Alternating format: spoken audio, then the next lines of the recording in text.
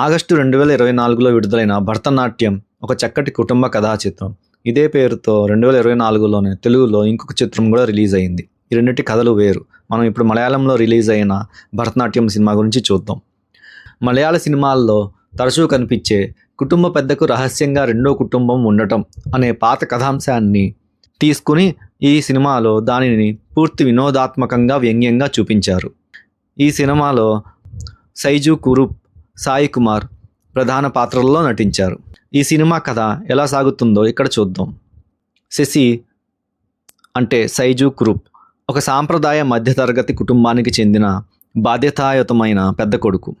అతను తన తల్లిదండ్రులైన భరతన్ నాయర్ అంటే సాయి కుమార్, తర్వాత సరస్వతి అంటే కళారంజని, అలాగే తన తోబుట్టువుల కుటుంబాలతో కలిసి ఒకే ఇంట్లో నివసిస్తుంటాడు.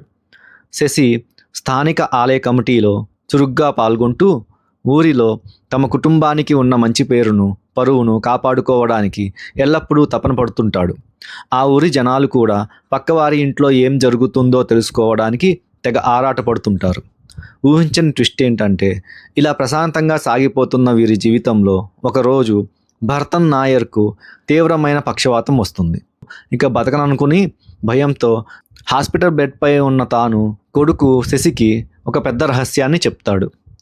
తనకు రుక్మిణి అనే రెండో భార్య, అజయ్ ఘోష్ అనే కొడుకు ఉన్నారని, వారు ఉత్తర కేరళలో ఉంటున్నారని చెప్తాడు.